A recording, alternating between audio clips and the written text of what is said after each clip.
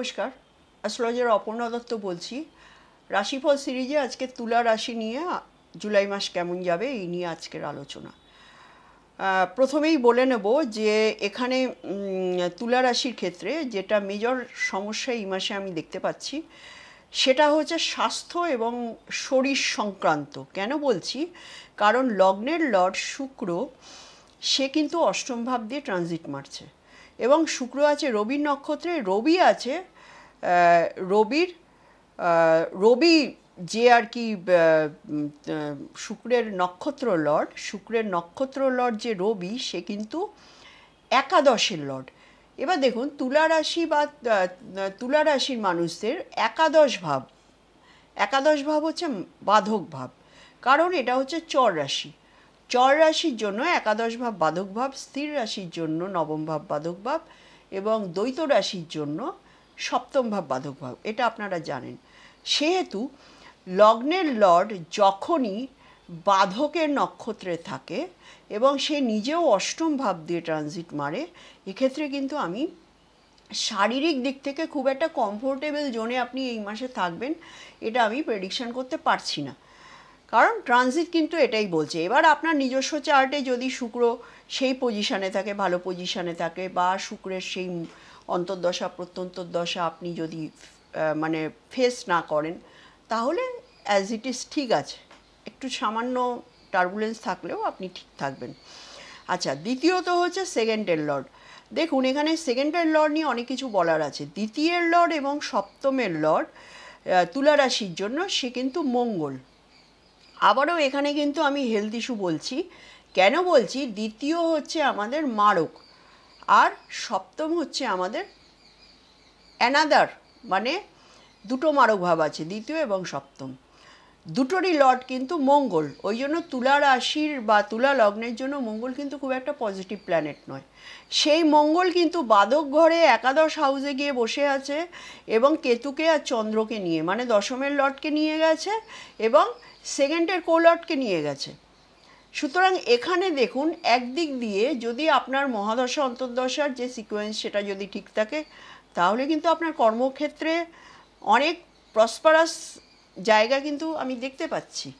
But এখানে কিন্তু শারীরিক দিক থেকে মঙ্গল, যে কিনা আপনার দ্বিতীয় এবং সপ্তমের লর্ড, টোটালি মারক, সে গিয়ে বাধকের ঘরে বসে আছে এবং বাধকের ঘরে গিয়ে বসে মঙ্গল কিন্তু নিজের মারক ঘরকে, সেকেন্ড হাউসকে অ্যাসপেক্ট করছে এবং উল্টো দিকে মঙ্গল কিন্তু আপনার পঞ্চমে রাহুর যে অবস্থান এখন আছে সেই রাহুকে অ্যাসপেক্ট করছে এবং শনিকে অ্যাসপেক্ট করছে অষ্টম দৃষ্টিতে। শনি হচ্ছে আপনার চতুর্থ এবং পঞ্চমের লর্ড। তাহলে এই যে আপনার মারকের লর্ড, যে কিনা আপনার চতুর্থ এবং পঞ্চমের লর্ডকে অষ্টম দৃষ্টি দিয়ে দেখছে, এই জায়গাটা কিন্তু শনি মঙ্গলের কনজাংশনটা কিন্তু আপনার জন্য খুব একটা সুখকর হচ্ছে না। মানে শনি কিন্তু আপনার ষষ্ঠভাবে বসে আছে, ষষ্ঠভাবে শনি বসে আছে aspected by Mars the lord of second and 11th, second and 7th, and Mars posited in 11th house, বাধক হাউস থেকে ইনফ্লুয়েন্সটা আসছে। সুতরাং আপনার পারিবারিক সম্পর্ক, কারণ চতুর্থের লর্ড শনি, পঞ্চমের লর্ড শনি, আপনার সন্তান, আপনার পরিবার, এগুলো কিন্তু একটা বাধক পতির দ্বারা দৃষ্ট। তার মানে আপনার এই জুলাই মাসে প্রবলেম কিন্তু এই সেক্টর থেকে আসবে।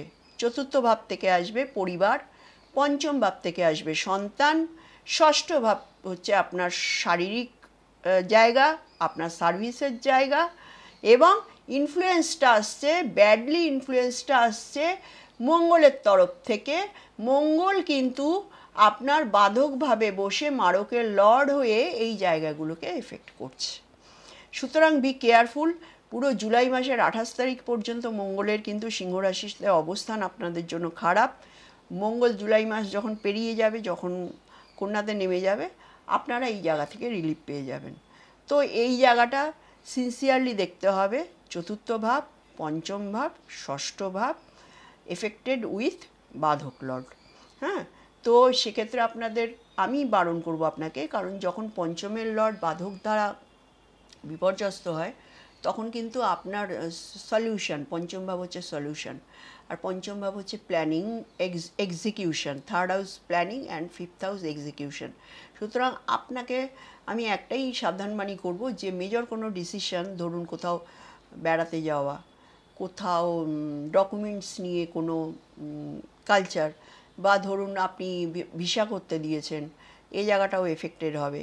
এবং আরও যেটা এফেক্টেড হবে সেটা হচ্ছে আপনার প্রপার্টি রিলেটেড ইস্যু, আপনার সন্তানদের নিয়ে কোনো ডিসিশান, ধরুন সন্তানকে পড়তে বাইরে পাঠাচ্ছেন বা সন্তানকে কোনো একটা বিজনেসের পারপাসে ইনভেস্টমেন্ট করাচ্ছেন, এই জায়গাগুলো থেকে, এই মেজর মেজর ডিসিশানগুলোর থেকে আপনি কিন্তু একটু সাবধানে থাকবেন, কারণ জুলাই মাসটা এর জন্য ফেভারেবল নয়। ঠিক আছে, এইবার দেখুন আপনার সম্পর্ক বা রিলেশনশিপ বা ব্যবসা, তিনটের ভাবকে দেখছে হচ্ছে মঙ্গল, কারণ মঙ্গল হচ্ছে মেষ রাশির লর্ড। এখানে মেষ রাশি হচ্ছে আপনার 7th হাউসে বসে আছে। কোথায় বসে আছে? সিংহ রাশির ঘরে। আপাত দৃষ্টিতে দেখে মনে হচ্ছে একাদশভাবে বসে আছে সপ্তমের লর্ড, দ্যাট ইজ গুড। কিন্তু একাদশ ভাব হচ্ছে ষষ্ঠের ষষ্ঠ, সুতরাং আপনার স্পাউসের কিন্তু শারীরিক বিপর্যয় আপনাকে ফেস করতে হতে পারে। মানে আপনি যে তুলা রাশির মানুষ, তাদের কিন্তু স্পাউসের, যদি আপনার দশান্তর্দশার জায়গাটা অ্যাডজাস্টেবল হয়ে যায় তাহলে কিন্তু স্পাউসের জায়গাটা কিন্তু টু মাচ এফেক্টিভ। মানে আপনার স্পাউস কিন্তু শারীরিক ভাব থেকে অসুস্থ হতে পারেন। এবং যারা ব্যবসা করছেন, যারা মঙ্গল রিলেটেড ব্যবসা করছেন, তাদের ক্ষেত্রে কিন্তু পেমেন্ট আটকে যাওয়ার সম্ভাবনা, একদম এটা কিন্তু মাথায় ঢুকিয়ে নিন, তাদের ক্ষেত্রে কিন্তু পেমেন্ট আটকে যাওয়ার সম্ভাবনা থাকবে। মাসের মিডিলে গিয়ে আমি আবারও বলবো, এই পেমেন্ট আটকে যাওয়ার সম্ভাবনা, এই সম্ভাবনা কিন্তু থাকছেই। বাট একটা জিনিস যেটা আমরা পেমেন্ট দেখি ষষ্ঠ ভাব থেকে, ষষ্ঠে শনি বসে আছে, মাসের মাঝামাঝি সময়ের মধ্যেই, মাসের 7-8 তারিখে শনি রেট্রোগেট হয়ে যাবে এবং শনি নিচের দিকে নামতে শুরু করবে। এটা আপনার জন্য গুড, বাট বিজনেসের ক্ষেত্রে কিন্তু আপনার এই পেমেন্ট আটকে যাওয়ার জায়গাটা কিন্তু মাসের শেষের দিকে আপনি রিলিজ পেতে পারেন, মাসের শেষের দিকে। এইবারে দেখুন, নবম ভাবের মধ্যে মাসের শুরুতে কিন্তু বৃহস্পতি আর শনির একটা প্ল্যানেটারি ওয়্যার চলছিল। এটা মাসের প্রথম দিকে অবধি থাকবে, কারণ জুপিটার 10 ডিগ্রি, আমি 1 তারিখের কথা বলছি, 1 জুলাই, জুপিটার 10 ডিগ্রি, সান কিন্তু 15 ডিগ্রি। সান 11-12 ডিগ্রি অরবিটের মধ্যে যে প্ল্যানেটকে নেয়, সেই প্ল্যানেটের সঙ্গে কিন্তু কনভার্সন হয়ে যায় সানের। তো এখানে জুপিটার কনভার্সনে রয়েছে। জুপিটার যখন কনভার্সনে আছে, আপনার বুদ্ধি বিভ্রম হওয়ার সম্ভাবনা কিন্তু প্রবল, কারণ জুপিটার হচ্ছে আপনার নলেজ, উইজডম এবং আপনার প্রসপারিটির কারক প্ল্যানেট। সুতরাং জুপিটার হচ্ছে বুদ্ধিরও কারক। মার্কারি বুদ্ধির কারক, বাট জুপিটার কি, জুপিটার তার থেকে হাই গ্রেডের। জুপিটার আপনাকে যে ডিগনিটিটা দেবে, মার্কারি হচ্ছে প্রত্যুৎপন্নমতিত্বের কারক, আর জুপিটার হচ্ছে কি অ্যাকচুয়াল সলিড বুদ্ধির কারক। তো এখানে বুদ্ধি বিভ্রম হওয়ার কিন্তু প্রভূত সম্ভাবনা আছে। মার্কারি আপনার থার্ডের লর্ড, জুপিটার আপনার থার্ডের লর্ড, জুপিটার আপনার 6th লর্ড।